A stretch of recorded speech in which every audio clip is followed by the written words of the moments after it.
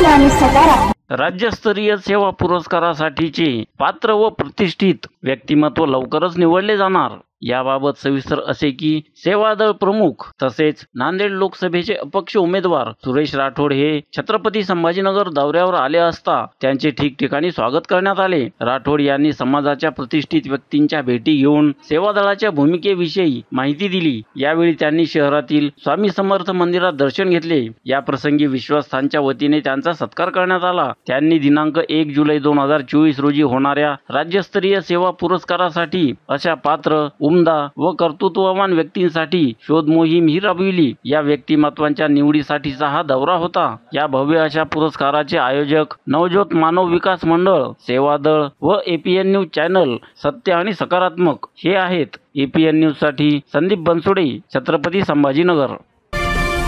APN news सत्य आणि सकारात्मक.